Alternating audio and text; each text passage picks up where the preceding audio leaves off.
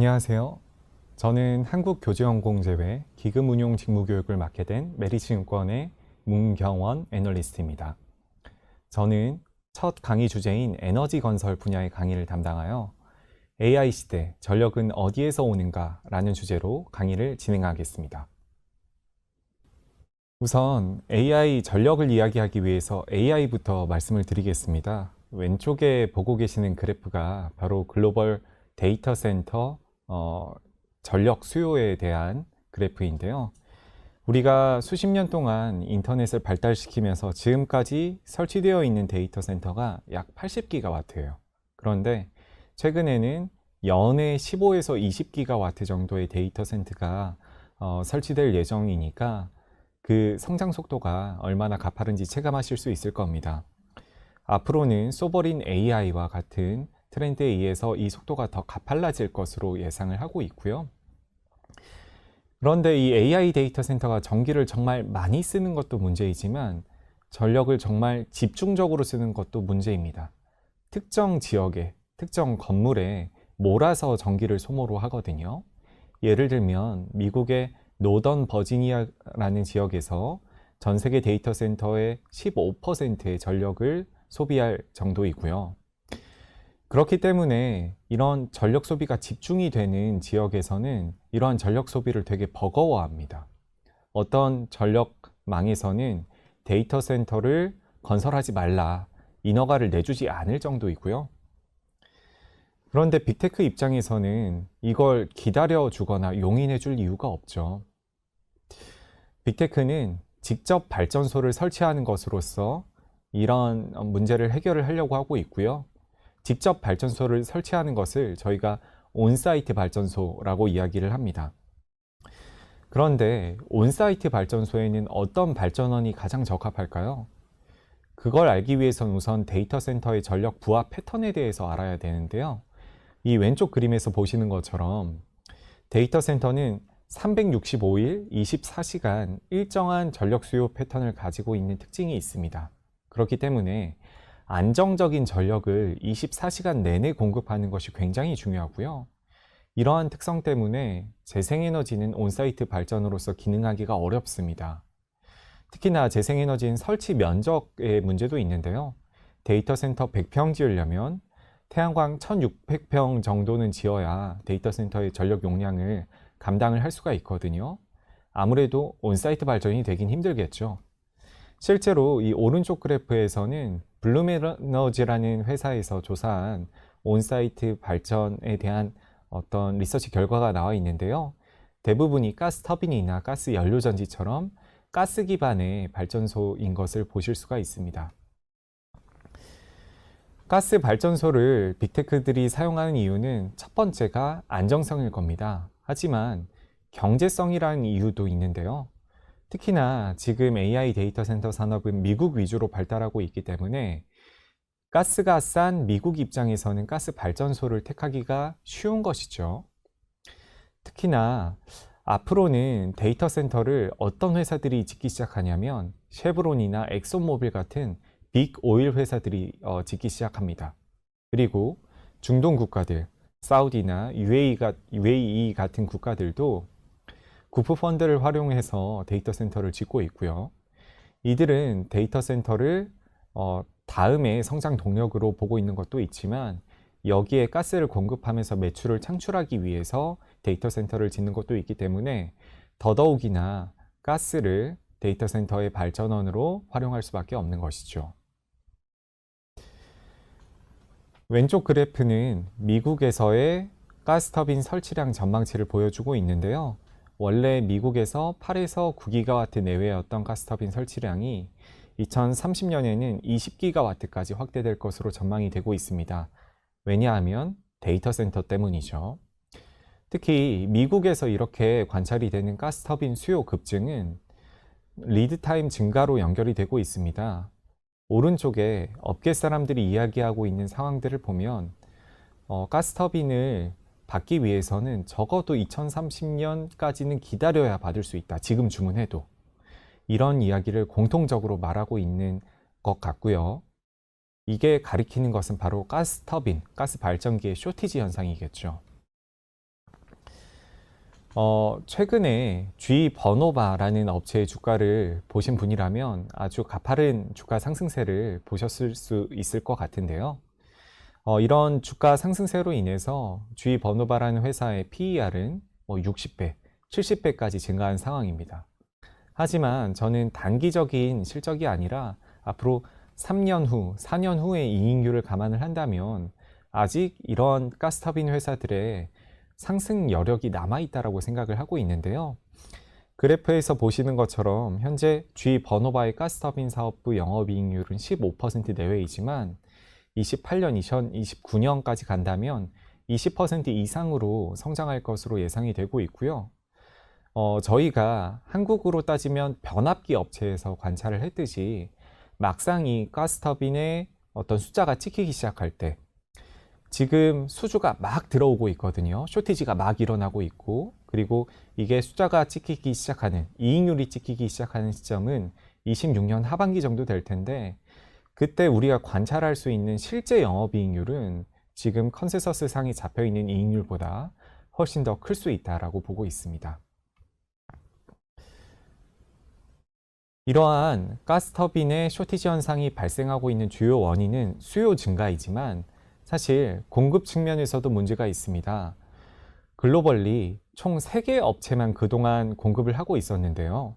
바로 GE 버노바, 지멘스 에너지, 미쓰비시 중공업이 그 3개 회사입니다. 이 3개 회사가 과점하고 있기 때문에 쇼티지 현상이 벌어질 수밖에 없는 건데 이 구도에 도전장을 내민 회사가 있습니다. 바로 우리나라의 두산 에너빌리티고요.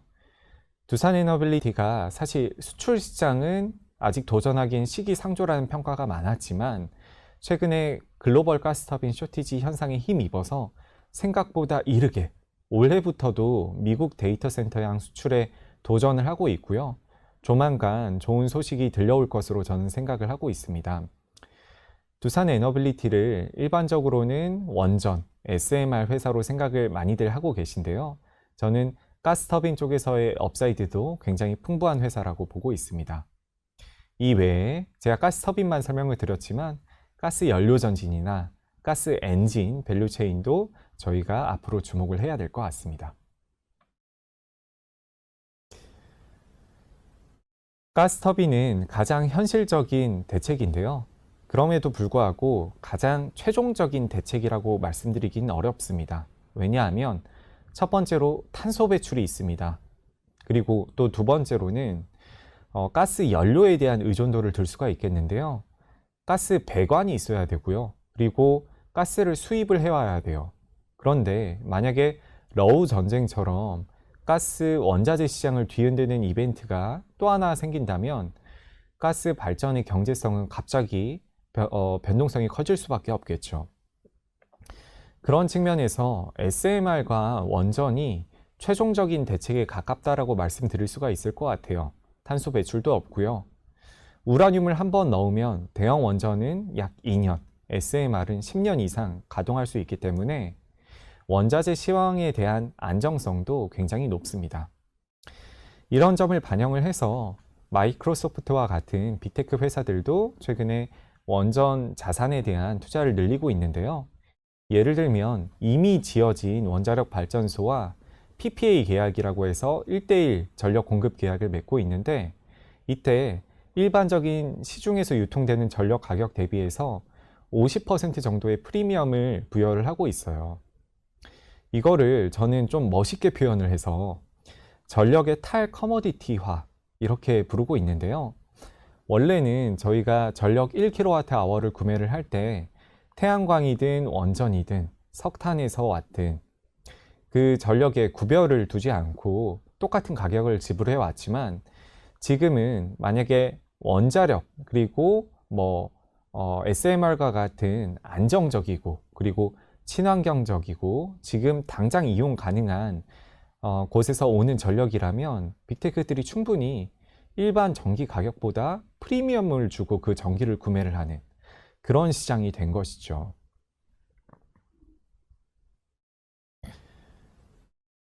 구매자들이 가격에 너그러워질 때 이때 신기술의 발전이 빨라지는 것 같습니다. SMR은 소형 모듈형 원전으로서 그동안 어떤 원전 업계의 꿈의 기술이었는데요. 작게 만들고 모듈화시키면 그동안 대형 원전의 약점이었던 긴 건설 기간이라는 문제를 해결할 수 있기 때문입니다. 다만 이게 처음 시도하는 거다 보니까 당연히 초기 단계 원가는 비쌀 수밖에 없겠죠. 원가가 비싸기 때문에 아무도 시도하는 수요처가 없었는데, 이제 가격이라는 걸 크게 신경 쓰지 않는 빅테크라는 주체가 생겨나게 된 거예요. 이 빅테크라는 주체는 SMR이 아직 기술적으로 완벽하지 않음에도 불구하고 먼저 선제적으로 투자를 하고 있는 환경이고요. 이런 빅테크들의 투자에 힘입어서 이제부터는 SMR이 본격적인 상용화 구간으로 접어들 것 같습니다.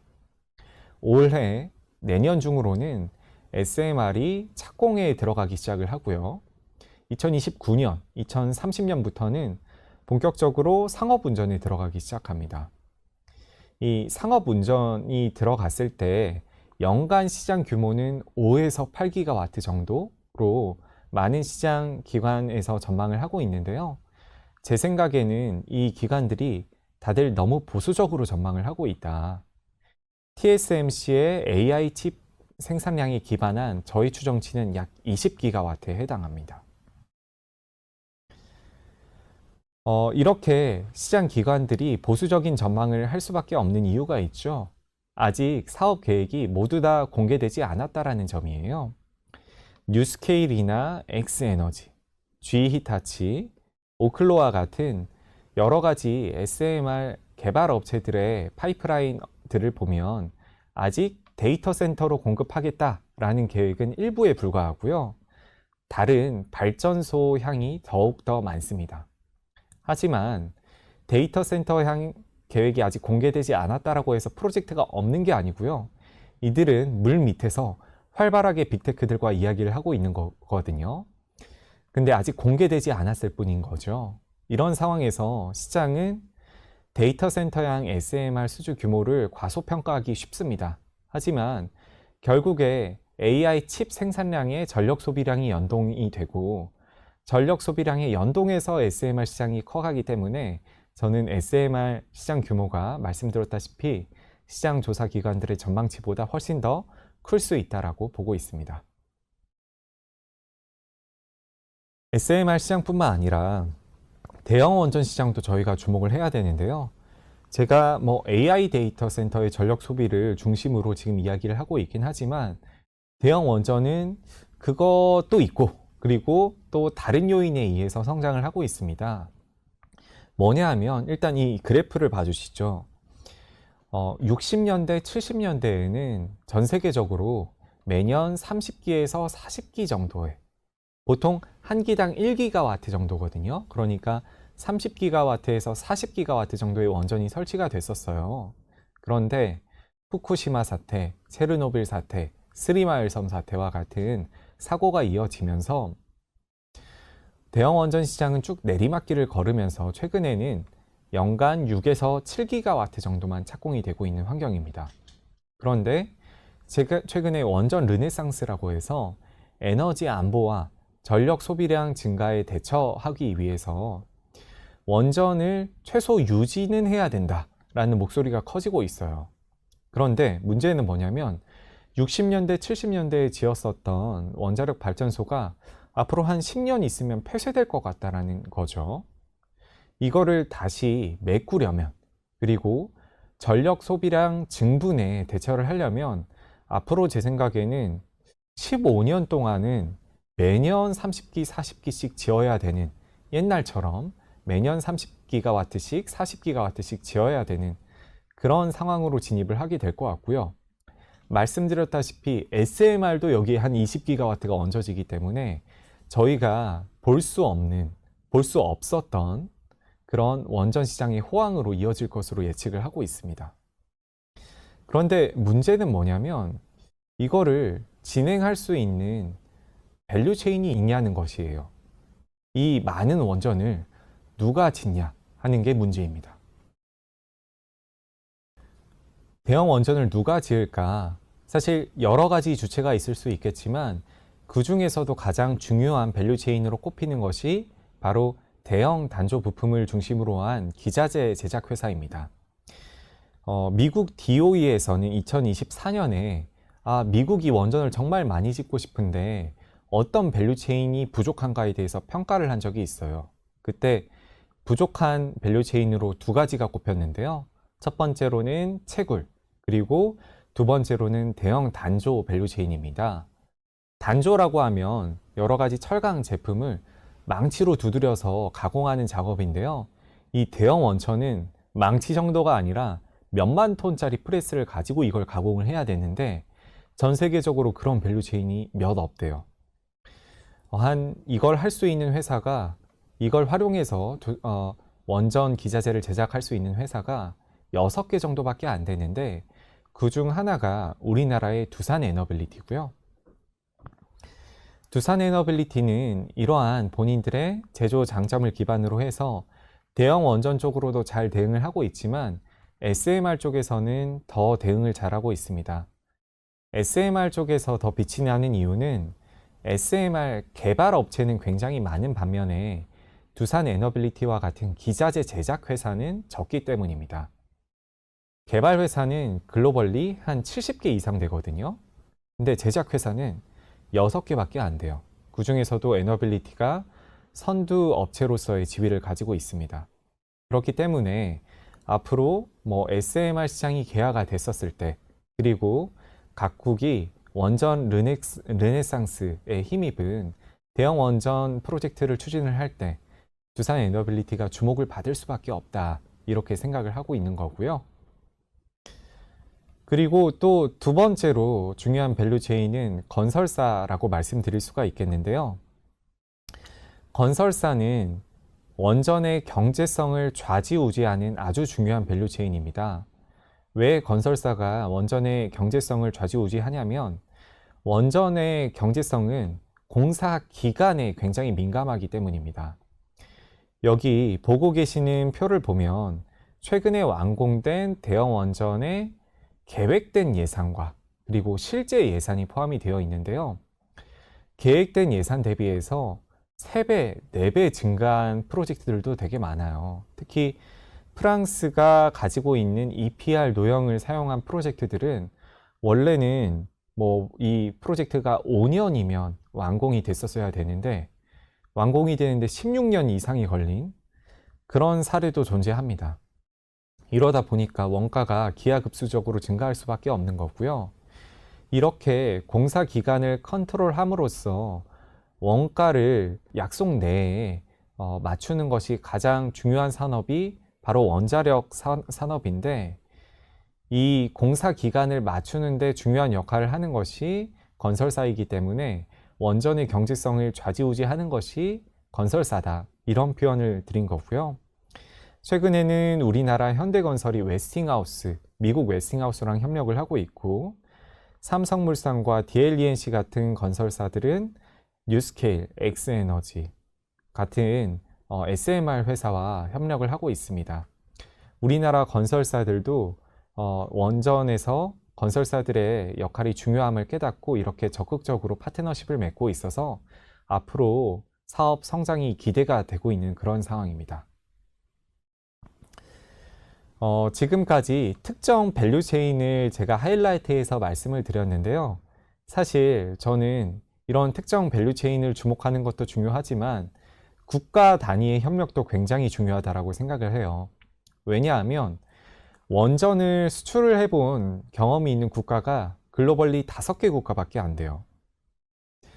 중국, 러시아, 프랑스, 미국, 한국, 이렇게 5개 국가인데요. 그 중에서 중국과 러시아는 내수 시장과 그 우방 국가들로 활동 반경이 좀 제한이 되어 있는 그런 경향이 있고요. 외교적인 이슈로 인해서. 그런데 이런 상황에서 다른 국가에서, 특히나 미국에서 원전을 정말 많이 짓고 싶다면 그럼 동맹국들한테 분명히 도움을 청하게 될 텐데, 그러면 한국이 그 역할을 담당할 수밖에 없을 거라고 저는 생각을 하고 있거든요.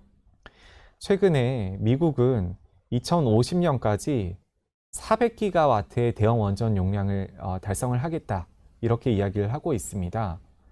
400기가와트면 앞으로 2050년까지 한 200기가와트 이상은 착공을 하게 되어야 될 것 같은데요. 근데 문제는 미국은 지난 45년 동안 2기가와트만 착공을 했어요.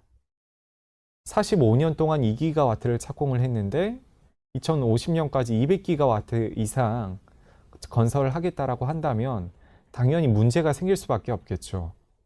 인력은 노후화됐고 관련 부품 공장은 폐쇄된 지 오래일 테니까요. 그런 차원에서 제가 한국의 도움이 필수적일 것이다 라고 이야기를 하고 있는 것이고요.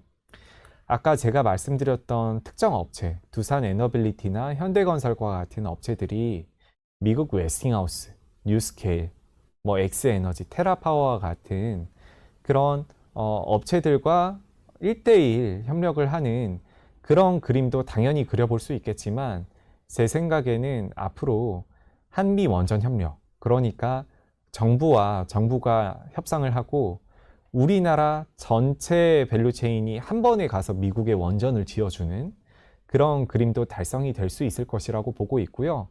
이때가 우리나라 원전 산업의 전성기가 찾아올 것이라고 보고 있습니다. 최근에 웨스팅하우스와의 JV 관련해서 굉장히 이런저런 뉴스들이 많았죠. 이런 것도 같은 맥락이라고 보고 있고요. 이런 이슈들이 2026년까지는 저는 해소가 될 것으로 보고 있어서 이때를 중심으로 해서 원전 산업의 황금기가 찾아올 것이라고 보고 있습니다. 네, 지금까지 제가 준비한 내용은 다 말씀을 드렸는데요. 향후에 더 좋은 내용으로 찾아뵐 수 있도록 노력하겠습니다. 감사합니다. 안녕하세요. 메리츠증권 김준성입니다. 저는 자동차, 모빌리티 산업 분석을 담당하고 있습니다. 이제 다음 주제인 물리인공지능, 인공지능의 최종 단계이죠. 그 물리인공지능에 대한 이야기를 드려볼까 합니다. 진짜 재미있는 주제죠. 인공지능. 그 인공지능에서도 가장 최종 단계인 물리인공지능. 자, 요즘 그런 이슈들이 화두입니다. 너네가 그렇게 많은 돈을 들여서 GPU에 투자를 하고 인공지능 모델을 만들어 뭔가 해보겠다는데 도대체 돈은 언제 벌 거야? 자, 이런 것들이 인공지능의 버블론, 주가의 조정, 이런 우려들로 확산되고 있는 뉴스를 그리고 업데이트를 아마 매니저님들은 많이 접하고 계실 겁니다. 자, 근데 그 인공지능의 과정을 다 거쳐서 최종 단계 인공지능이라고 할 수 있는 물리인공지능은 그런 논쟁 자체가 없습니다. 왜냐하면 나오는 순간 바로 돈이 되거든요. 물리인공지능은 여러분들 그리고 우리 모두가 하루 종일 행하고 있는 어떤 물리적인 노동들을 하나하나 제거 대체하는 기능을 갖춘 로봇 형태의 제품을 의미합니다. 오늘 저는 이 발표 자료를 통해서 이 물리인공지능 시장이라는 것이 내년에 개시되는데 정말로 돈을 버는 비즈니스 모델이 시작이 되는데 어떠한 과정을 거쳐서 여기까지 왔고 그리고 그것이 어떤 노동을 통해서 개화가 되고 그 노동이 개화된 이후에는 어떤 시장들이 확산될 것인지 3단계로 이야기를 드려보도록 하겠습니다. 자, 먼저 어떤 과정을 통해서 여기까지 왔는지 이야기입니다. 자, 가장 가까운 나라이자 가장 거대한 자동차 시장을 갖고 있는 곳이죠. 중국 이야기로 현상을 한번 짚어보겠습니다. 자, 우리는 지난 몇 년간 전기 자동차라는 단어를 참 많이 들어왔습니다. 우리한테 익숙했던 내연기관 자동차가 저물고 전기 자동차가 뜬다. 그 주인공이 중국이다. 이런 이야기를 들어오셨었던 거죠. 자, 그 이면에 대한 이야기를 드려보도록 하겠습니다. 왼쪽 그림입니다. 줄이 3개 있죠. 미국, 유럽, 중국. 자, 이 전 세계 3대 자동차 시장에서 전기 자동차가 얼마에 팔려왔는지를 연도별로 10년치를 보여드리고 있습니다. 미국과 유럽에서의 전기 자동차 판매 가격은 10년 동안 제자리 걸음입니다. 하지만 중국에서의 전기 자동차 가격은 2015년 차트 시작 전부터 꾸준히 내려와서 2020년에는 2015년 대비 반의 반값이 됩니다. 자, 그 결과 2020년을 넘어서부터는 중국 시장에서 소비자의 인식이 이렇게 됩니다. 전기 자동차는 내연기관보다 저렴하고 안전하고 편리한 자동차. 자, 일단 가격이 저렴해졌고요. 그리고 LFP 배터리를 쓰기 때문에 꼬챙이로 찔러도 터지지가 않죠. 안전합니다. 그리고 정부의 적극적인 인프라 구축으로 충전도 정말 편리하죠. 우리나라에서는 소비자들이 전기차를 사야 된다라고 고민을 할 때 그 전기차에 대한 어떤 편견이 있습니다. 일단 현실적으로 가격이 비싸고요. 산타페가 4천만 원인데 아이오닉 5가 6천만 원으로 무려 50%나 비쌉니다. 자, 그리고 위험하다는 인식이 있죠. 실제로 불도 많이 났고 NCM 배터리를 쓰기 때문에 폭발 확률이라는 것이 어쨌든 LFP 배터리를 쓰는 전기차보다 높습니다. 자, 그리고 충전 인프라도 상당히 이제 많이 구축되어 있지 않기 때문에 불편합니다. 그것의 정반대 현상이 중국에서 지금 보여드린 것처럼 가장 경제적인 부분부터 완성이 계속되어 갔던 게 지난 10년입니다. 그 결과도 굉장히 드라마틱합니다. 자, 오른쪽 그림으로 설명을 드려보겠습니다. 우리나라 사람들도 보여지는 걸 정말 중요하게 생각하고 명품, 좋은 차 이런 것들 참 중요하다고 보여지는데요. 그것보다 더 강한 전 세계 명품 시장이 가장 거대하고 전 세계 명품 차 시장도 가장 거대했던 것이 중국입니다. 이 보여지는 게 정말 중요한 나라죠. 자, 근데 그 나라에서 소비자가 바뀝니다. 오른쪽 그림 보시면 두 개의 차트가 줄선 차트가 나란히 놓여져 있는데요. 왼쪽 줄선 차트는 글로벌 자동차 회사들, 이른바 우리가 사실 그런 생각들 많이 하잖아요. 그래도 현대 기아가, 그래도 GM 포드가, 그래도 토요타, 혼다, 닛산이, 그래도 BMW, 벤츠, 폭스바겐이 중국에 있는 자동차 브랜드보다는 우위에 있는 친구들이지라는 어떤 생각을 상식으로 갖고 있죠. 자, 그 우위에 있다고 생각하시는 글로벌 자동차 브랜드의 합산 점유율입니다. 2015년, 좀 전에 보여드렸죠. 중국에서 전기 자동차의 가격이 쭉 내려오기 시작한 그 시작점부터 글로벌 자동차의 중국 시장 점유율도 와르르 무너져 내립니다. 전 세계 자동차 시장에서 가장 큰 시장입니다. 우리나라가 한 해에 한 100만 대 넘게 자동차가 팔리는 시장이라고 한다면 중국은 3천만 대가 넘는 전 세계 최대 시장이죠. 여기서 글로벌 자동차의 브랜드 점유율이 3분의 2에서 10년 동안 3분의 1로 반토막이 납니다. 그리고 오른쪽에 있는 그 자리를 메꾼 것이 중국 로컬 업체입니다. 보여지는 것이 중요한 그들에게, 그래서 전체 소비자의 3분의 2가 수입차를 사던 그들이 완전히 바뀌어버린 거죠. 나는 BMW 타면 쪽팔려. 난 볼보 타면 창피해. 이 얘기를 제가 중국에 가서 소비자에게 직접 듣습니다. 그래서 제가 갔던 딜러샵들의 글로벌 자동차 브랜드의 샵들이 다 망해서 없어지고 있는 것도 확인을 했습니다. 자, 정말 무서운 건 이 그림입니다. 중국 친구들이 중국에서만 잘한다라는 또 어떤 편견이 우리 투자자들에게 굉장히 많이 있습니다만, 자, 보시면 이 막대 차트가 중국 자동차의 해외 수출량입니다. 2020년 이전까지는 이제 그냥 평범하게 누워있죠. 그러다가 2021년을 넘어가면서부터 급등하는 모습입니다. 2020년 80만 대를 다른 나라로 수출했던 중국 차의 합산 수출량은 2024년 641만 대로 8배 증가했고요. 올해 상반기에 370만 대를 팔아 YOY 23% 증가가 됐으니 이것을 연환산해 보면 거의 800만 대에 육박합니다. 5년 만에 80만 대에서 800만 대로 중국 차의 수출이 급증했고요. 그리고 이 800만 대의 숫자의 의미를 담아보자면, 자, 이게 전 세계 자동차 시장이 연간 8, 9천만 대가 팔리거든요. 그 중에 3천만 대인 중국 시장을 빼면 5, 6천만 대가 팔립니다. 거기에 800만 대가 쏟아져 나오고 있다라고 우리가 지금 현상을 바라보고 있는 겁니다. 자, 지금 이 점유율 차트를 보겠습니다. 위에 있는 한국, 미국, 일본, 인도에서는 자, 보시는 것처럼 중국차 점유율이 그닥 올라가지도 않고 높지도 않습니다. 이 4개 나라가 버티는 시장들이죠. 더불어 이 국가들은 중국 자동차의 최대 강점, 싸고 좋아요 할 때 그 싸다라는 것을 막기 위해 관세, 비관세 장벽을 덮어 씌웁니다. 자, 하지만 그런 것들이 없는 나라에서의 점유율을 보시면 아랫줄부터 보겠습니다. 자, 왼쪽 중국, 그리고 러시아, 터키, 브라질, 멕시코, 동유럽, 서유럽, 북유럽, 동남아, 중동, 아프리카, 호주 전 세계를 쓸어가고 있다는 느낌을 받습니다. 자, 이 중국 자동차의 수출 증가의 원인이 당연하게도 전기차 시장의 부상을 이들이 이끌었고 그들이 만든 전기 자동차라는 것이 우리나 다른 기존의 자동차 회사들이 만들었던 내연기관보다 싸고 안전하고 편리하기 때문에 이런 현상들이 발현되어 왔다는 거죠. 자, 그 중국이 이제 다음 단계로 넘어갑니다. 자, 이런 현상들을 설명드렸으니 큰일 났어요가 아니라 그런 중국이, 이런 엄청난 기염을 토했던 중국이 완전히 다른 단계로 넘어가고 있고 이것이 정말 치명적 위협으로 우리한테 다가올 겁니다. 그 키워드가 스마트카입니다.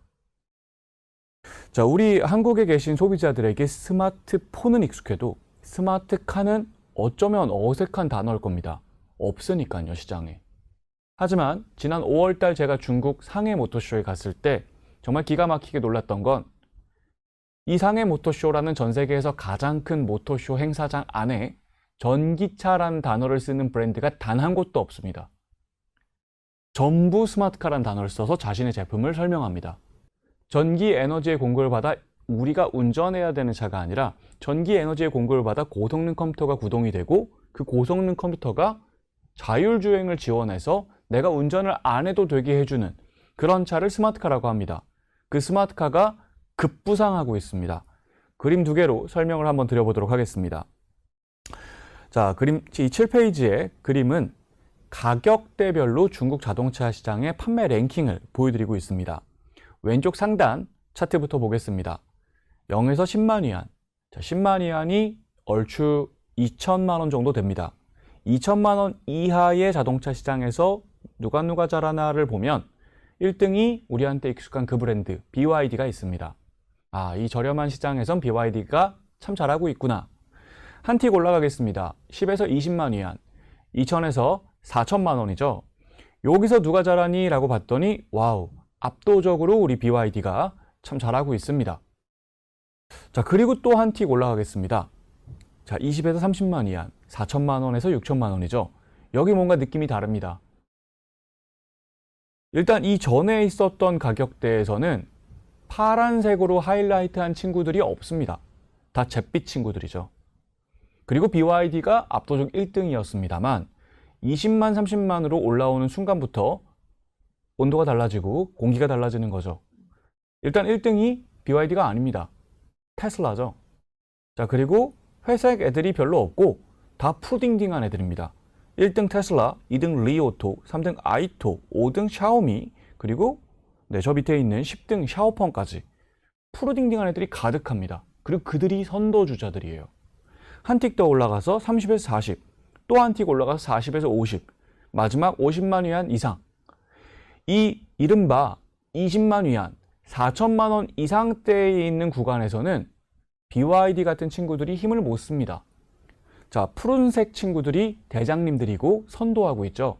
얘들이 누구냐? 네, 스마트카 친구들입니다. 전기 자동차라서 전기 에너지로 동력을 받아 내가 운전을 하는 그게 전기차. 그리고 전기 에너지를 통해 컴퓨터를 구동하고 이 컴퓨터가 내가 운전하지 않게 해주는 그 차가 스마트카인데 명백히 보여지는 거죠. 소비자는 이 중국이라는 제일 거대한 자동차 시장의 소비자는 같은 가격이면 이미 다 스마트카를 사고 있는 겁니다. 당연하죠. 내가 4천만 원을 내든 6천만 원을 내든 돈을 내고 차를 사는데 같은 가격에 이 차는 내가 운전을 해야 되고 이 차는 내가 운전을 하지 않아도 되는 차. 훨씬 더 편의성을 제공하는 이 차를 경제적으로 구매할 수 있기 때문에 이런 현상이 보여지는 겁니다. 자, 그럼 여기서 의문이 하나 듭니다. 왜 20만 위안 이하에는 파란색 친구들, 스마트카가 없을까? 그 또한 상식적입니다. 자율주행 소프트웨어가 돌아가려면 당연하게도 고성능 컴퓨터가 필요합니다. 제가 지금 사용하고 있는 삼성전자의 스마트폰 안에도 컴퓨터가 있어서 제 앱들을 돌려주죠. 제가 쓰고 있는 그 갤럭시 폰 안에 있는 컴퓨터가 1초에 2에서 3조 번 계산을 해주는 컴퓨터입니다. 2에서 3조 번 계산을 해주는 그 컴퓨터 덕분에 제가 카카오톡도 쓰고 인스타도 쓰고 이런저런 앱들을 쓰는 거죠. 자, 스마트카에 들어가는 컴퓨터는 슈퍼컴퓨터입니다. 2에서 3조 번 연산하는 스마트폰용 컴퓨터와 비교가 안 될 정도의 스펙이 들어갑니다. 1초에 500에서 1000조 번 연산하는 컴퓨터가 들어가야 그 어마어마한 자율주행 소프트웨어, 그 거대한 소프트웨어를 돌릴 수 있습니다. 자, 그럼 어떨까요? 컴퓨터 값이 굉장히 비쌉니다. 보통 우리가 내연기관에서 엔진 값이 한 200~300만 원 정도 했거든요. 차값의 한 10분의 1 정도 했습니다. 이 컴퓨터 가격이 거의 1000만 원입니다. 자, 그 컴퓨터 값을 감당하고 4천만 원, 20만 이하로 차를 낼 수 있는 스마트카 브랜드는 없었던 거죠. 컴퓨터 값이 추가되니 비싼 차종으로 분류가 돼 있었던 겁니다. 그래서 여기서 말씀드릴 수 있는 건 누군가 우리한테 이렇게 이야기합니다. BYD 판매가 어땠는데 테슬라 판매는 어땠어? BYD 판매가 어땠는데 샤오미 판매는 어땠어? 자, 이러면 틀린 겁니다. 우리가 아이폰이 막 나와서 전 세계에서 흥행 돌풍을 일으키는데 대한민국에 아이폰이 들어오지 않았다는 이유로 초콜릿폰만 팔리고 있는데 그 초콜릿폰 판매량과 아이폰 판매량을 비교하는 건 의미가 없죠. 시장이 여기서 여기로 넘어가는데 아직 스마트폰이 침투하지 않은 시장에서 팔리고 있는 피처폰의 판매 성과와 전 세계를 호령하게 될 스마트폰의 판매 성과를 비교하는 것은 분석의 의미가 없잖아요. 그런 현상을 우리가 인지하고 접근을 하면 자, 여기서 전기차 업체들의 리스크가 보입니다. 결국 내려오겠죠. 20만 위안 이상에만 있던 이 스마트카가 20만 위안 이하로 내려올 겁니다. 그러면 BYD는 어떻게 될까요? 망할 겁니다. 굉장히 큰 위기에 처할 겁니다. 자, 그 현상이 벌어지고 있습니다. 지금 보고 계신 이 차트는 가격대별 누가 잘하나 이 차트는 작년 연간입니다. 자, 이제 제가 올해 숫자를 보여드리겠습니다. 올해 상반기 똑같은 기준에서 차트를 만들었죠. 자, 보시면 10에서 20만 위안에 1등이 여전히 BYD인 것은 맞습니다만 네 번째에 파란색 친구가 하나 생겼네요. 샤오펑. 원래 이 가격대에는 파란색 친구가 전혀 없던 컴퓨터 값이 비싸서 내려오지 못했던 가격대인데 샤오펑이란 친구가 들어왔습니다. 3천만 원짜리 자율주행이 되는 운전 안 해도 되는 스마트카를 출시했어요. 자, 그리고 맨 마지막에 아크폭스라는 친구가 있죠. 자, 여기서 설명을 드려보면 제가 이 10에서 20만 위안 제일 밑바닥에 있는 아크폭스에 박스를 쳤습니다. 자, 옆에 보면 샤오미 말고 샤오미는 제가 검정색으로 박스를 쳤죠. 20에서 30만 위안 이 밑쪽에 보면 아이토, 아바타, 럭시드라고 박스를 파란색으로 치는 애들이 있고요. 이 밑에 30, 40, 40, 50, 50만 위안에도 자, 파란색 친구들, 파란색으로 박스 친 친구들이 가득 있습니다. 자, 얘들이 누구냐? 화웨이 얼라이언스입니다. 우리 구글 안드로이드 폰 생각하시면 똑같아요. 삼성전자가 스마트폰을 하고 싶은데 혼자 힘으로 도저히 못하겠다 해서 함께 연합했던 게 구글 안드로이드이지 않습니까? 네, 똑같습니다. 내가 이 시장이 스마트카로 변해가기 때문에 내가 뭔가를 해야겠는데 혼자 힘으로 못하겠는 거죠. 그거를 지원해 줄 수 있는 테크 회사가 화웨이. 그래서 중국은 지금 화웨이카가 돌풍입니다.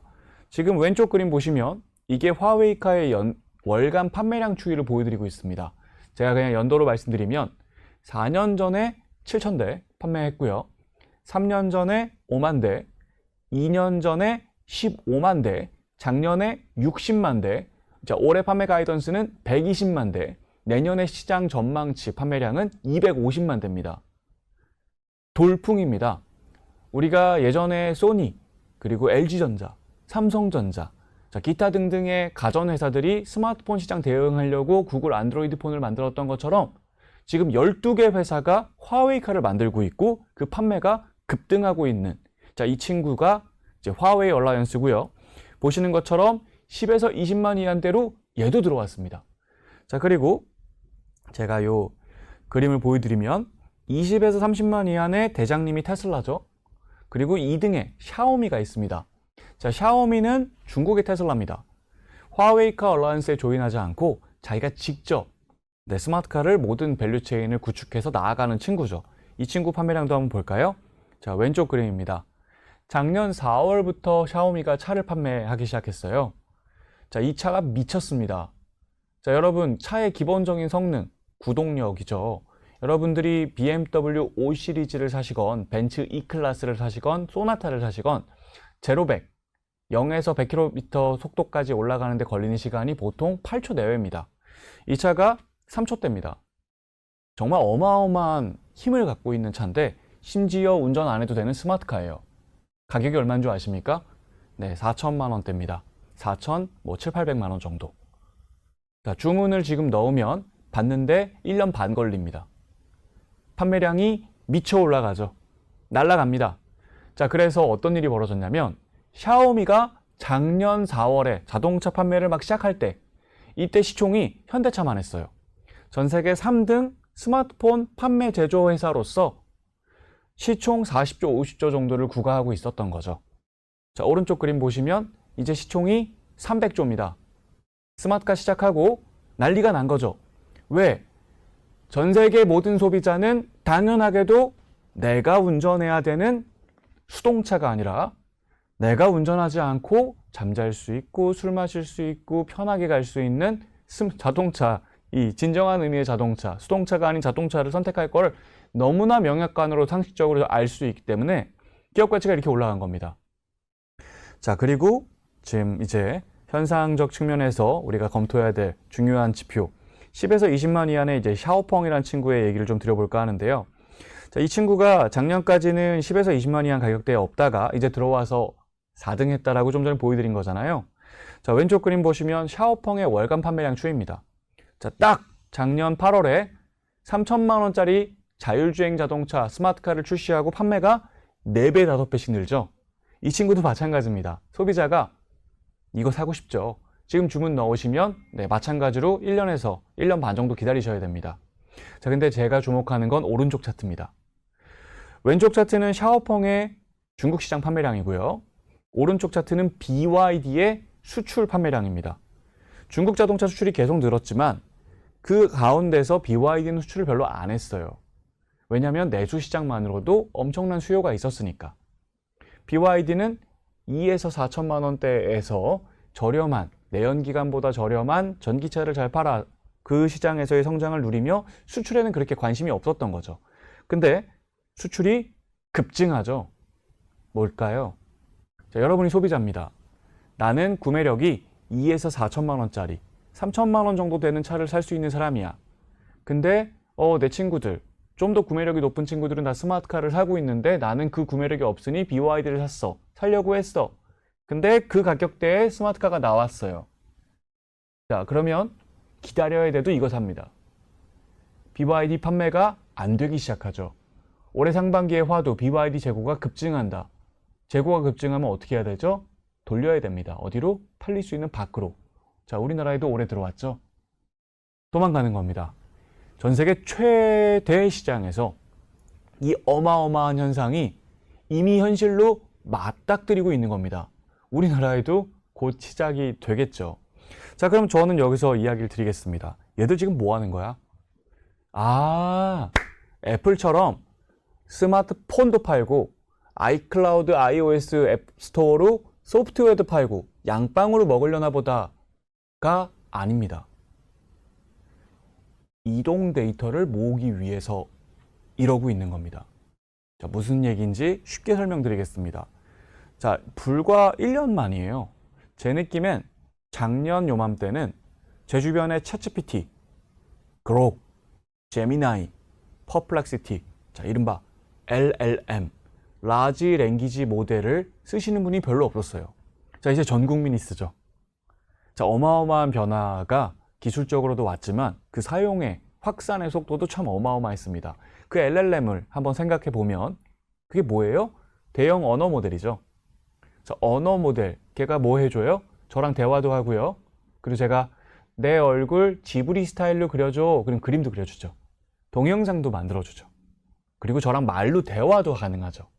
이미지, 텍스트, 비디오, 오디오, 요거를 우리가 언어라고 합니다. 그리고 그걸로 만들어진 파일들을 언어 데이터라고 하죠. LLM은 어떻게 만들어졌나요? 엔비디아 투자자들 투자 많이 하셨으니까 아시죠? 엔비디아 같은 회사의 컴퓨터를 사다가 거기에 언어 데이터를 가득가득 쑤셔 넣어 훈련을 시키면 언어 모델이 만들어졌다. 이게 아주 간단하게 설명한 언어 모델의 발전 논리죠. 언어 데이터를 모아 훈련을 시켰더니 언어 모델이 만들어졌다라는 겁니다. 자, 그러면 물리인공지능 이야기를 드리는 거잖아요. 자, 물리인공지능. 뭐죠, 이게? 우리의 물리력을 대체 수행할 수 있는 것을 의미합니다. 우리의 물리력을 행사하는 것. 제가 아까 말씀드렸듯 여러분 오늘 아침에 눈을 떠서 침대에서 일어나고 눈동자를 뜨고 세수를 하고 머리를 만지고 아침을 먹고 옷을 입고 문을 열고 엘리베이터 타고 내려와서 지하철 타고 버스 타고 기차 타고 올라와서 또 회사 출근해서 문 열고 들어와서 카드 찍고 들어오고 이 하나하나가 전부 다 노동이잖아요. 자, 그 모든 노동들이 대체하는 범주의 단어가 물리인공지능인데, 자, 여러분, 기초노동이 있습니다. 기초노동. 그게 뭘까요? 여러분들이 하루 종일 그 끝없는 노동을 이어가기 위한 근간이 되는 노동이 있습니다. 바로 이동입니다. 여러분이 이동 능력이 없으면 오늘 하루 동안 수행하셨던 그 모든 노동들을 수행할 수가 없었어요. 그래서 이동 능력부터 만들어야 물리인공지능 시장이 열립니다. 그 이동 능력을 만들려면 어떻게 해야 될까요?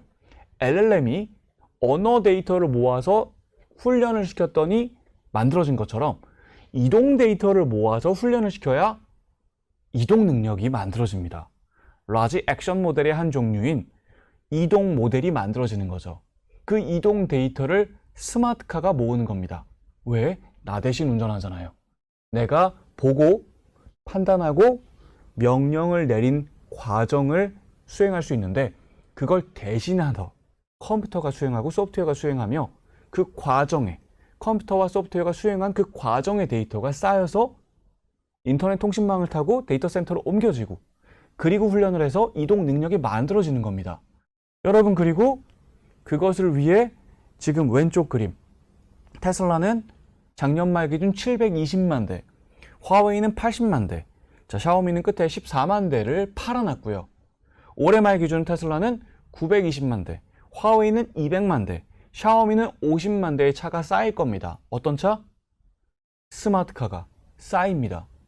현대자동차가 팔고 있는 산타페 소나타에는 컴퓨터가 없어서 데이터가 안 만들어지죠.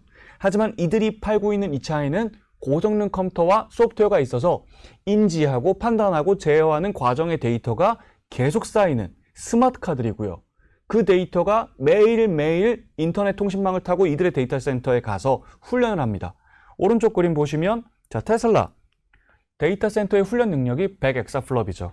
자, 이런 걸로 훈련을 해서 결과를 만들어내고 이제 로보택시가 우리 곁으로 오는 겁니다. 자, 다음 달부터 여러분이 미국에 가면 스마트카를 통해 이동 데이터를 확보하고 그 이동 데이터를 훈련하여 완전한 로보택시 서비스가 가능한 시장이 열립니다. 제가 아주 간단하게 이 시장의 크기를 정의드리며 마무리 짓겠습니다. 테슬라는 지금 택시가 3만 원이면 10,000원 정도의 서비스를 제공할 수 있는 로보택시를 출시합니다. 10,000원, 하루에 한 20번 태운다. 그럼 20만 원, 매출이 20만 원이죠. 1년은요 7,500만 원입니다. 자, 노동 비용이 없죠. 기사님한테 드려야 될 노동 비용이 없습니다. 자, 7,500만 원의 연 매출이 나오는데 이익은 얼마 떨어질까요? 저는 한 5천만 원 가정합니다. 한 대의 로보택시가 벌 수 있는 돈이 5천만 원입니다. 자, 우리나라 인구 1,000만 도시입니다. 택시 몇 대 필요하죠? 10만 대 필요합니다. 미국 4억입니다. 그럼 400만 대 필요하겠죠? 400만 대에 5천만 원씩 벌면 20조입니다. 네. 자, 그리고 당연하게도 이 시장에서 400만 대만 필요하지 않겠죠. 버스, 지하철, 기차, 라이드 헤일링, 카쉐어링, 렌터카, 차량 소유에서 수요 이전이 옵니다. 자, 저는 1,000만 대 정도 필요할 거다라고 봅니다. 자, 그러면 숫자가 더 올라가죠. 우리가 보지 못했던 초거대 이익의 창출이 노동 제거를 통한 물리인공지능에서 발현되는 것이 바로 이 이동 로봇에서 시작이 됩니다. 그리고 그것이 다음 달부터입니다. 좋은 자리에서 여러분들께 물리인공지능 시장에 대해서 이야기 드릴 수 있었던 것 같습니다. 아무쪼록 투자 판단을 내리심에 있어서 도움이 되셨기를 바랍니다. 다음 기회에 다시 인사드리겠습니다. 감사합니다. 안녕하세요. 저는 메리츠증권 조아의 애널리스트라고 합니다. 저는 이번 기금운용 직무의 마지막 주제인 디지털 금융의 분야의 강의를 담당하여 0.1조각의 세상 누구나 투자자가 된다 강의 진행해 보도록 하겠습니다. 우선 제일 먼저 말씀드릴 부분은 자산과 화폐가 변화가 되고 있다는 겁니다. 보시다시피 자산은 이제는 저희가 전자적 자산이다라고 하면 그렇게 낯설지가 않습니다. 예전에는 종이로 직접 우리가 화폐를 들고 다녔다면 지금 디지털 지갑으로 우리가 실물 지갑을 대신해서 돌아다니는 것은 그렇게 낯설지 않은 환경에 저희가 지금 살고 있습니다. 거기다가 지금은 한 단계 더 나아가고 있습니다. 바로 디지털 자산이라는 단어가 등장하게 되었는데요. 이제는 중앙 서버의 숫자에 있는 자산이 아니라 블록체인상의 토큰이라고 할 수 있는 새로운 형태의 자산이 우리에게 성큼 다가왔습니다. 자산이라는 개념이 변화하고 있다 보니 통화도 당연히 변화하고 있습니다. 지금은 저희가 전자지갑 내에서 선불 충전금을 사용하고 있지만 정말 곧 있으면 비트코인을 가지고 우리가 물 한 병을 살 수 있을 정도로 이 통화도 암호화폐적으로 굉장히 빠르게 지금 변화하고 있는 상황입니다. 사실 이러한 같은 모습은 아직은 좀 낯설다라고 볼 수 있겠지만 이미 저희가 사실은 실제 체험 속에서 많은 것들을 이미 느끼면서 살고 있습니다. 대표적인 예시가 플랫폼 증권사의 소수점 거래라고도 할 수 있겠습니다. 디지털 자산의 가장 큰 특징은 무엇이든 쪼개진다는 것인데요. 그러다 보니 우리가 지금 흔히 하고 있는 이 주식 거래도 이제 소수점 거래가 되는 것처럼 쪼개지기 시작했습니다. 여기서 끝나지 않고 우리가 투자할 수 있는 자산도 굉장히 다변화가 되고 있습니다. 이제는 주식과 부동산을 뛰어넘어서 예술품, 심지어 한우도 투자할 수 있을 정도로 정말 다양한 자산들이 투자할 수 있는 세상에 살고 있습니다. 즉 뭐든 투자되는 세상에 살고 있는 것인데요. 이것이 바로 사실은 디지털 자산의 시대라고도 볼 수 있겠습니다. 뭐든 쪼개지고 뭐든 투자되는 것은 디지털 세상이라고 봐도 무방한 사회라고도 할 수 있는 것이죠. 그러다 보니 법적으로도 지금 미국뿐만 아니라 우리나라까지 굉장히 많은 변화가 일어나고 있습니다. 우선 미국 같은 경우 세계 암호화폐 수도라는 명명 아래 디지털 자산 시장 구축에 굉장히 적극적으로 진행을 하고 있는데요. 우선 바이든과 다르게 트럼프 같은 경우 이 디지털 자산에 대해서 정확하고 명확하게 정의를 내리고 있는 것에 이어서 CBDC가 아니라 스테이블 코인만 적극적으로 제도화를 해서 달러 기반 스테이블 코인의 이 명확성을 더 확장하려는 움직임을 보이고 있습니다. 거기다가도 이 디지털 관련된 여러 가지 네트워크 지배력까지 강화하기 위해서 굉장히 많은 기술적인 근거들이 정책상에서 나타나고 있는데요. 그러다 보니 지금은 미국 내에서 스테이블 코인, 그리고 전략적 자산의 비트코인 비축이라는 것이 굉장히 지금 집중화돼서 입법들이 되고 있는 상황이라고 볼 수 있겠습니다. 미국 변화와 함께 우리나라도 굉장히 적극적으로 변화하고 있습니다. 바로 디지털 자산 기본법인데요. 우리나라도 이러한 같은 변화가 사실 21년부터 시행이 되기도 했었습니다.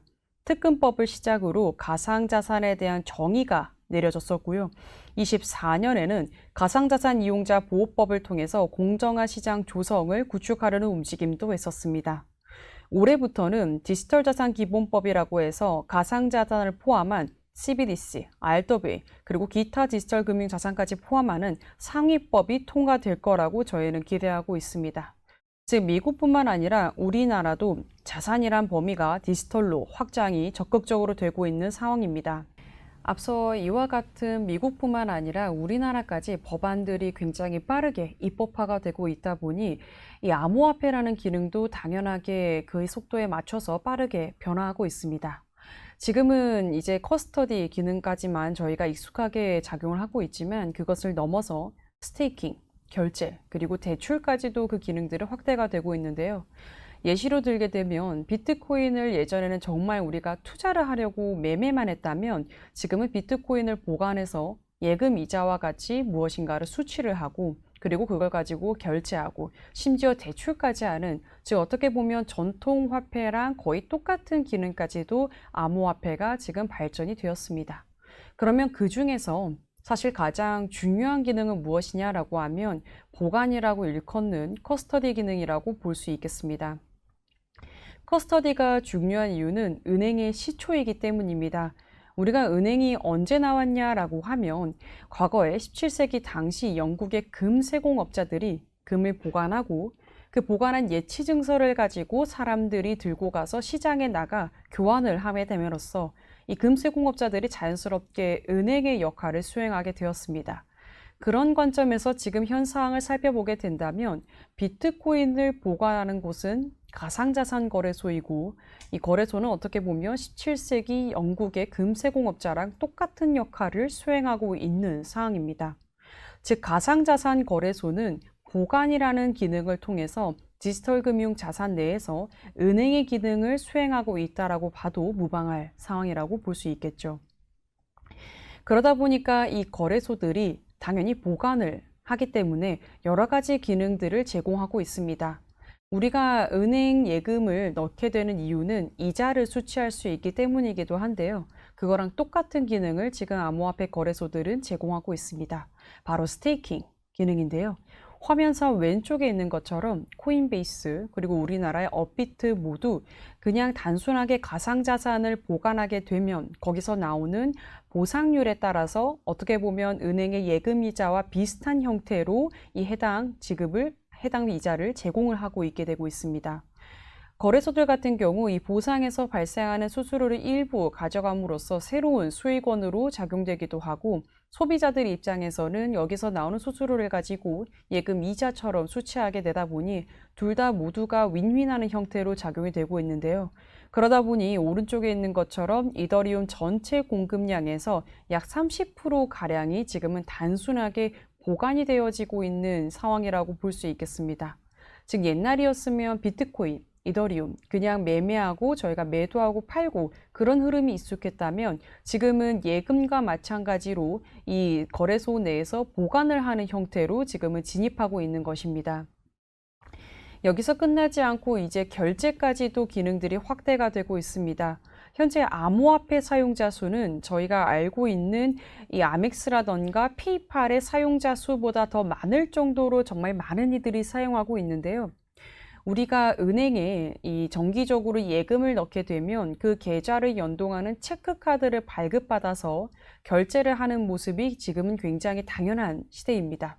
그거랑 마찬가지로 암호화폐 거래소 내에서 제가 이 암호화폐를 저장하게 되면 그 연동된 카드를 발급받아서 결제하고 싶은 니즈가 당연히 생기게 되기 마련인데요. 그러다 보니 전국적으로 심지어 전 세계적으로 이 비트코인 ATM 기기가 지금 생겨나가고 있습니다. 특히 맨 오른쪽에 있는 것처럼 코스트코는 이 오프라인 가게 내에서 ATM 기기를 적극적으로 설치함으로써 비트코인 결제, 즉 암호화폐 결제 기능을 적극적으로 수행해 나가고 있습니다. 즉 저희는 조만간 우리가 가지고 있는 암호화폐를 가지고 바깥에서 그리고 온라인 내에서도 결제하는 것이 낯설지 않은 세상이 도래될 것으로 예상해 볼 수 있습니다. 여기서 더 나아가서 이제는 대출까지도 그 기능이 확장이 되고 있습니다. 대표적인 주체는 메이커어디에이오인데요. 이들 같은 경우 오른쪽에 작동 원리를 보시면 아시겠지만 제가 이더리움을 맡기면 이거를 가지고 지금 현재 은행의 LTV와 비슷한 개념으로 80% 정도를 대출을 해줘서 이걸 가지고 저희는 새로운 암호화폐를 산다거나 아니면 소비를 한다거나 유동화를 일으킬 수 있는 기능까지도 확장이 되었습니다. 즉 암호화폐는 어떻게 보면 지금 전통화폐가 하는 모든 기능을 수행하고 있는 상황입니다. 그러다 보니 사실 이와 같은 변화는 앞으로도 당연히 가속화될 거라 보고 있는데요. 이런 변화 속에서 누가 구조적인 수혜를 누릴 것이냐라고 하면 계속적으로 말씀드렸던 거래소, 그 중에서 코인베이스가 가장 큰 수혜라고 볼 수 있겠습니다.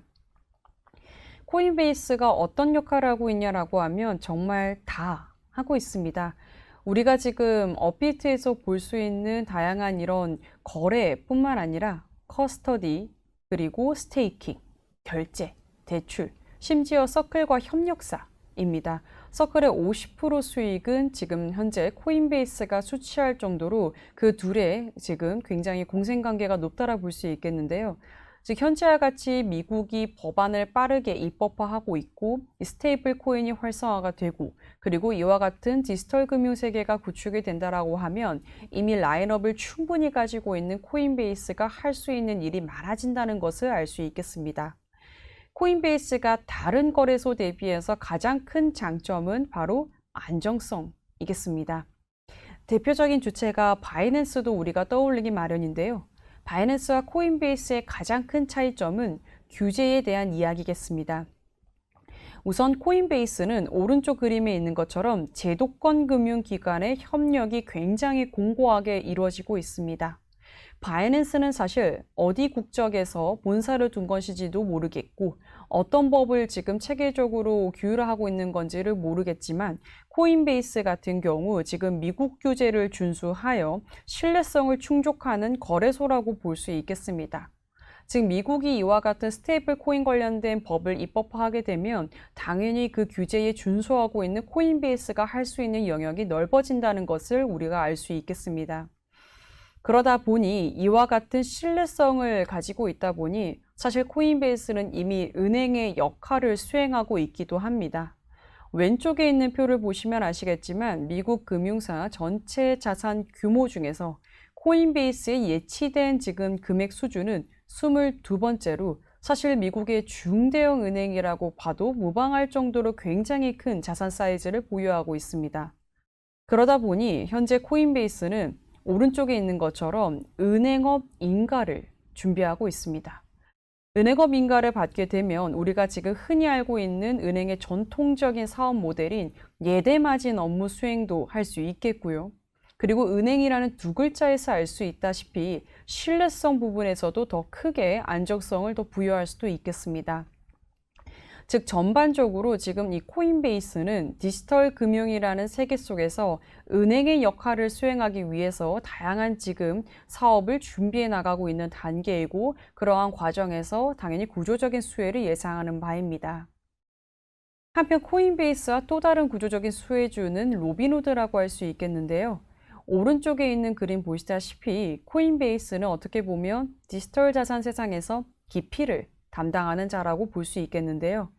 그런데 지금 전통 자산에서 이 디지털 자산으로 넘어오는 브릿지 역할을 하는 주체는 로빈후드라는 이 증권사가 해당 역할을 진행하고 있습니다. 로빈후드는 주식뿐만 아니라 암호화폐 등 굉장히 다양한 거래를 지원하고 있는데 그러한 과정에서 사람들을 디지털 금융 세상으로 지금 이끌어 나가고 있습니다. 로빈후드 역할을 말씀드리기에 앞서서 미국 주식 문화가 변화하고 있다는 것이 전제적으로 필요할 것 같은데요. 왼쪽에 있는 그림 보시다시피 전통 자산만으로 평균 이상의 수익 창출이 불가능하다의 동의 비중이 21세에서 43세 사이가 70%가 넘을 정도로 압도적인 수치 보여주고 있습니다. 이들은 그래서 어떤 거를 선호하냐라고 하면 맨 오른쪽 표에서 보시다시피 디지털 자산, 암호화폐를 정말 두 번째로 선호할 정도로 관련된 분야에 있어서 적극적으로 투자 수요도가 높은 모습을 보여주고 있습니다. 즉 과거 세대와 다르게 이들은 디지털 금융이란 단어가 굉장히 친숙하고 실질적으로 주식과 채권보다는 더 크게 투자를 할 정도로 관련된 시장에서 굉장히 큰 손을 차지하고 있는 모습을 보여주고 있습니다. 그러다 보니 이 로빈후드의 역할도 당연히 기대할 수 있는 게 많겠는데요.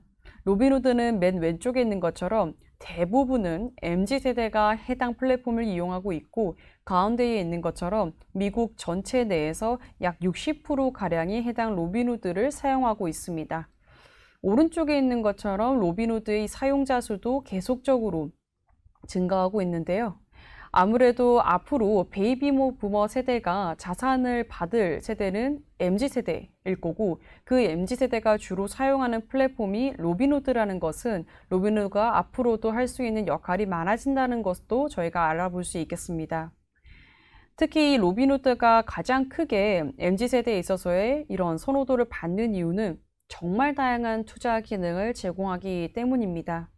우리가 흔히 알고 있는 주식, 채권 뿐만 아니라 가운데 그림에 있는 것처럼 이 가상자산 지갑 형태를 통해서 디지털 자산 투자 기능을 제공하고 있고요.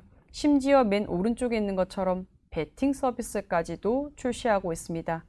즉 현재 MZ세대들은 전통 자산 이외의 자산군을 수요하고 있습니다. 그러한 수요에 대응을 하고 있는 것이 로빈후드이고 그렇다 보니 로빈후드의 수요가 앞으로도 당연히 확장적으로 커질 것이라고 전망할 수도 있겠습니다. 이런 로빈후드가 지금 새로운 또 역할을 진행하고자 합니다.